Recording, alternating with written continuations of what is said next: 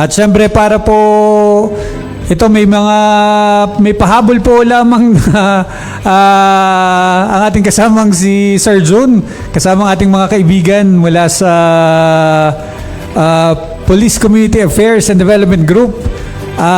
Meron po silang ongoing online Awitan Challenge 2024 National Edition na may theme na pagkilala at pagtuklas sa mga kabataang mga awit ng makabagong panahon, which aims to highlight the vocal prowess of senior high school and college university students across the nation.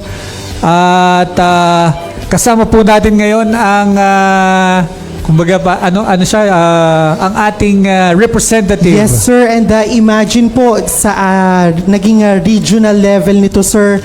Imagine, buong Calabarzon ay Batanggenyo. Ang ating kababayan po ang magiging kinatawan natin dito sa national challenge nga po nito. Kaya kasama po natin ngayon si Mr. Victor Gabriel Magpulhin, ang ating representative. At syempre po, sila po kasama ang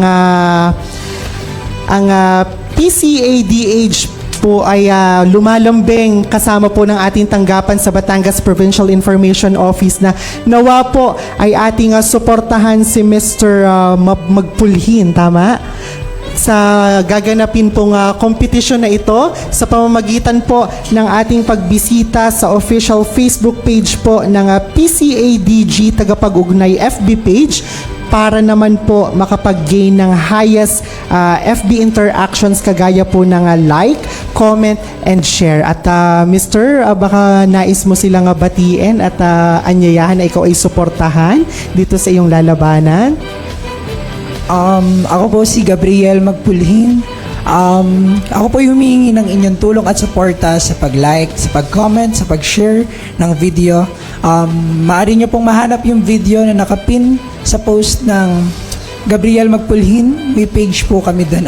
Nandun po yung video ng contest. Pwede po kayong manood doon. Pwede nyo pong i-heart. Yun po ay, ang title ay Bakit Ba Ikaw? Maraming salamat po sa inyo. Ito po ay para sa Diyos, para sa paaralan ng Batangas Christian School, para sa lungsod ng Batangas, para sa Calabarzon. Maraming salamat po sa inyo lahat. Ayan, maraming salamat. Ayan. At yan good luck at